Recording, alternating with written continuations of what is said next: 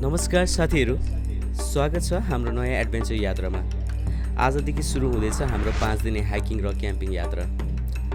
सुन्दर पहाड, रमाइलो पलहरू, ड्रोनको दृश्य र धेरै सम्झनाहरू लिएर हामी अगाडि बढ्दैछौँ। आउनुहोस्, यो यात्रामा हामीसँगै हिँड्नुहोस्। प्रकृतिको शान्ति र खुल्ला आकाशले मलाई सधैँ आफ्नैतिर बोलाउँछ। हरेक हाइक र हरेक क्याम्पिङले जीवनलाई नयाँ आँखाले हेर्न सिकाउँछ। नमस्कार, मेरो नाम सञ्जय राई हो। आजको हाम्रो यो ब्लगमा तपाईँहरूलाई स्वागत छ।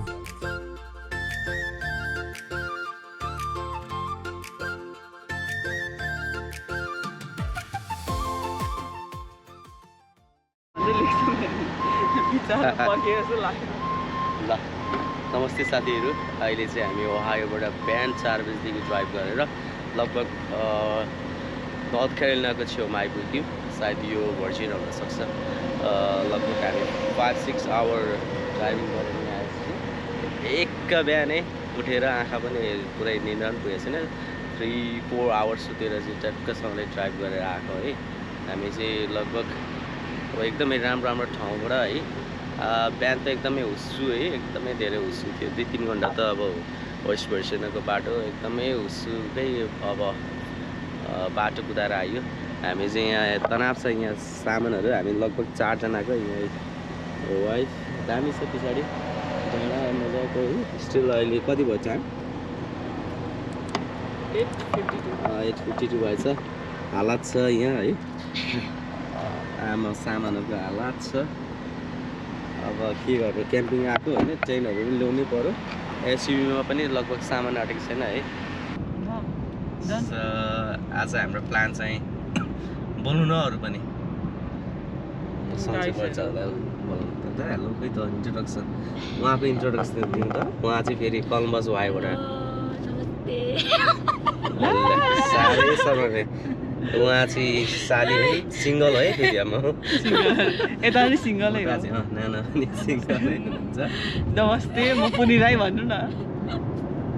गाइसहरू सुतेरै नि 4 घन्टा 5 घन्टा चाहिँ त्यही हो नि त अनि घर गरिरहेको थियो। 2 जना मात्रै हामी गफ गर्दै पुरा पुरी नाना। तपाईँ र भाइ अगाडि होइन ड्राइभ गर्दाखेरि साथी भनेको मान्छे त अनि अघि अनि सन्जु र म भनेको थिएँ नि त। हाँस्दा अनि खै साथीहरू त अनि सुनेछै गर्छ भन्दै आएको हामी। अनि विशेष मैले अहिले के मिस गरेँ, के ल्याउनु बेसी भनेर सोचेको। मेरो वाच चाहिँ अब कस्तो हुन्छ होला वाच बिना मलाई हिँड्न भेटाउनु भएन नि त्यो। अनि अर्को बिर्सेछु क्या मैले। चाहिँ नानाले अघि सम्झाइरहनु भएको थियो तर त्यो लगाउँदैन भनेर। वाच बिना नहिँड्ने मान्छे अब झन् यस्तो ठाउँमा आएर वाच चाहिन्छ नि। अब हाम्रो प्लान चाहिँ के छ भने अब अहिले हामीले लगभग खानेकुरा चाहिँ पुगेको छौँ, तर विशेष गरी हामीले सागहरू पनि ल्याएनौँ, केही करीको लागि चाहिँ हामीले केही पनि बोकेन। खुर्सानी पनि ल्याएन रहेछ नाना हामीले। नेपाली खुर्सानी टोक्नु नपाइने भयो एउटा कुरा चाहिँ। अब यहीँको के हुन्छ, रेड पेपर हुन्छ कि के पेपर हुन्छ खाइन्छ होला होइन। अनि प्लस हामीले करी चाहिँ कुनै पनि कुराहरू ल्याएनौँ, किनभने हामीसँग अब यत्रो लामो यात्रा लामो यात्रामा किनभने भन्छ अनि पैसा थिएन भन्दै लामो यात्रा थियो। त्यो भएर यत्रो ड्राइभिङ गर्दाखेरि त्यतिकै कुहिन्छ पनि। अनि त्यहाँदेखि राम्रो फ्रेस खाना पाइँदैन भनेर चाहिँ अब हामी पहिला चाहिँ क्याम्प स्पोट हामीले त्यहाँ गएर चाहिँ हामी पहिला रिजर्भेसन गर्छौँ। रिजर्भेसन गरिसकेपछि टेन्ट हालिसकेर त्यहाँदेखि चाहिँ हामी निङ्गुरी खोज्नु जानुपर्ने हो कि होइन, च्याउ खोज्नु जानुपर्ने हो कि। चामल चाहिँ आएको छ गाइस होइन। मड्का लिएको छ, फेरि मड्का भात त्यहाँ पकाइन्छ मड्कामा, त्यहीँ फ्यालिन्छ। त्यो हिसाबले ल्याएको छ। किनभने बिर्को फुटेछ कि मम्मीले यो लैजा त्यहीँ भनेर चाहिँ दिनुभएको छ। अनि मन लाँदा चाहिँ तिमीहरूलाई के गर्छ? हामी यता 3 जना खुकुरी राख्छ नि। म त नेपाली हतियार छ है, खुकुरी ल्याएको छ। रमाइलो गफ, हाँसो, गीत र साथीहरूको साथले हाम्रो यात्रा अझै रमाइलो बनिरहेको थियो। गन्तव्य पुग्न अघि गाडीमा ग्यास भर्यौँ अनि सिसा पनि सफा गऱ्यौँ ताकि अगाडिको यात्रा अझ सहज र सुरक्षित होस्। त्यसपछि बेलुकाको खाना बनाउन चाहिने सामान किन्न बजार पुग्यौँ। सबै तयारी पुरा भएपछि फेरि उत्साहका साथ गन्तव्यतर्फ हाम्रो यात्रा अगाडि बढायौँ।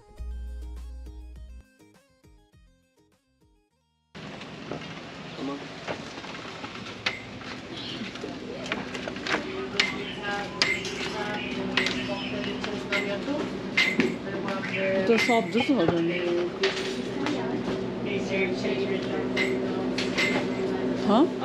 त सब जस्तो You checking in? Yes, it's a small. You needed the linen package, right? Yes. My do the. घर जाऊँ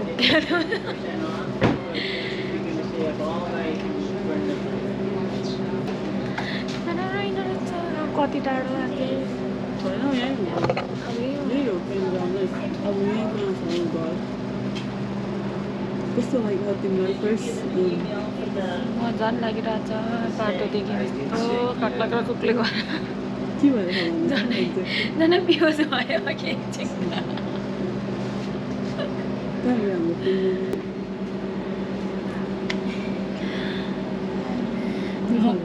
किनेर पानी मात्रै चम्किँदैन। अन्ततः करिब 12 घन्टाको लामो ड्राइभिङपछि हामी गन्तव्यमा पुग्यौँ। गाडी पार्क गरेर सबै सामान निकाल्न थाल्यौँ। बेलुकी परिसकेको थियो र लामो यात्राको कारण सबैलाई निकै भोक लागेको थियो। त्यसैले सबै सामान मिलाएपछि सिधै खाना पकाउने तयारीमा लाग्छौँ। कति अल्छी मारेको उतै हेर न उताबाट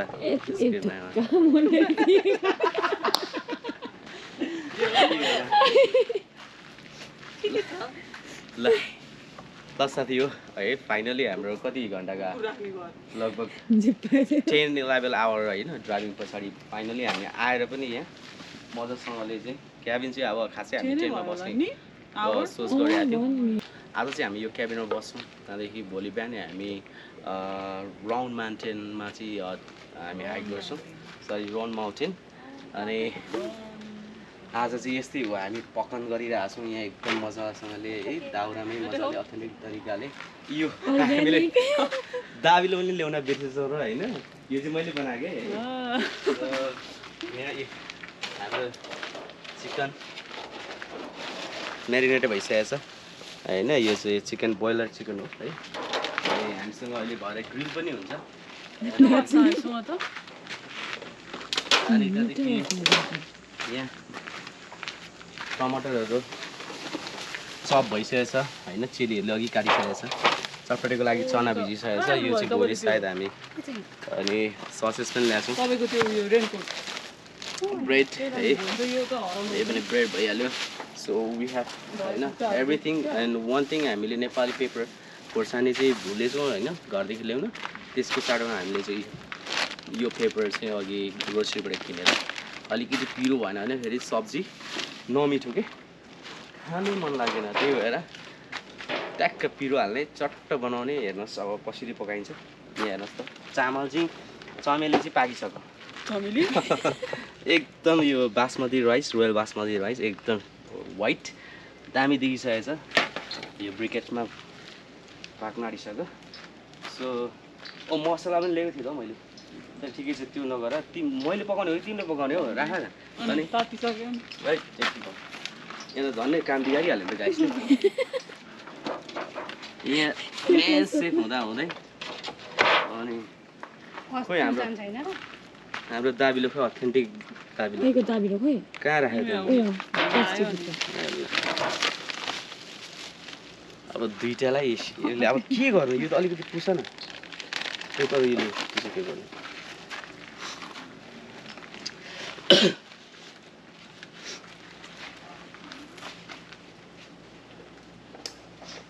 अब चामल नचलाउ ल चामल चलाउनु साह्रै मन लागेर अलिक कोइला हालेर उता त्यसले डर्छ न गइसक्यो हात सबै यति भयो भइहाल्यो भोलि अब यो चिकन खाँदै हाइकिङ गर्छु डोरो भएर त्यो भोलि हाइकिङ अब यति त राम्रो नानीहरू यति चाहिँ अहिले ससेस र त्यो एकै ठाउँमा ट्याक्क सिङ्कामा ट्याक्कै यो गरेर यहाँबाट जानु सो भाइ गाइस ल पार्किङै पाउँदैन हेर्दै गर्नुहोस् है यहाँ त हामीले खाएको पनि देखाउँछ हामी अरे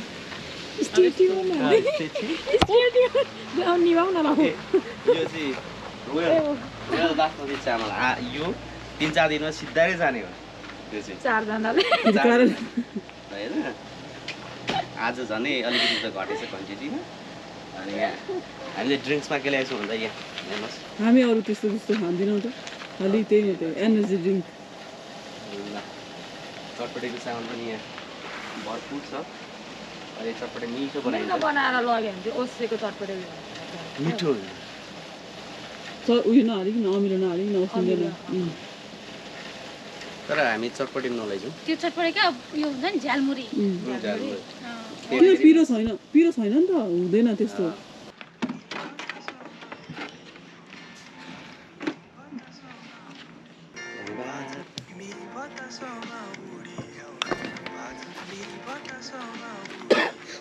ल गाइस मलाई पनि देखिरहेको छ नि होइन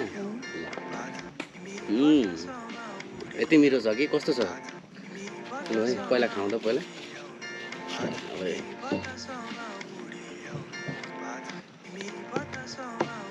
कस्तो लाग्यो हजुरलाई 1 बाइट त गर्नु आउँछ यो आफूले पकाएको यतिको पनि मिठो हुन्छ है फेरि यहाँ चाहिँ विशेष गरी नर्थ क्यारोलिनाको यो चाहिँ लोकल मार्केटबाट होइन फ्रेस मार्केटबाट लिएको त्यो भएर पनि एकदम स्वादिष्ट लाग्यो मलाई है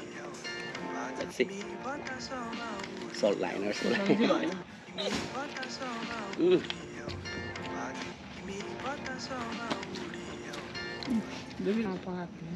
फेरि बिहानदेखि भोकै पनि छ त्यही भएर मिठो लाग्यो तर होइन मिठो चाहिँ मिठो मिठो किनभने गनाउँछ नि त नि बाहिर उयो गरेको त हामी त घरमा पनि प्रायः हामी यस्तो समर टाइममा त हामीले चाहिँ आपाले मात्रै पकाएर हाम्रो चुल्हा बनाउनु भएको छ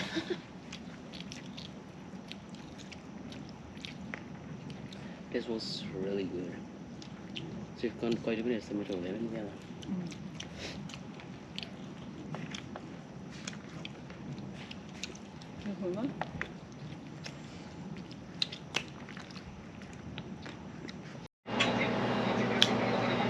ल गाइसहरू हामी चाहिँ यस्तो छ सुतै बिजोग छ खासै अब आज ट्रेनमा सुतै थियो होइन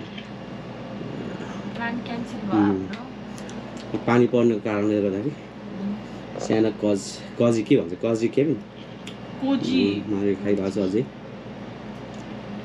अब कहाँ यो आज भिडियो गरेको हेरिरहेको छु म कस्तो छ होला मेरो सुताइ यहाँ छ भुइँमा माथि सुत्न चाहिँ गाह्रो लाग्यो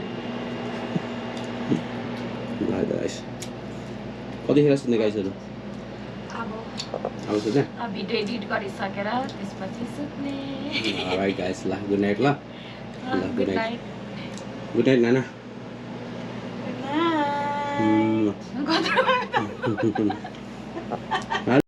यो हाम्रो पहिलो दिनको सानो कोजी क्याबिन हो आज हामीले यहीँ रात बितायौँ भने भोलिको लागि हाम्रो रोहन माउन्टेनमा 7 आवरको हाइकिङ छ सो त्यो भिडियोको लागि नेक्स्ट पार्ट तपाईँहरूले पर्खिनु होला अन्टिल द्याट सी यू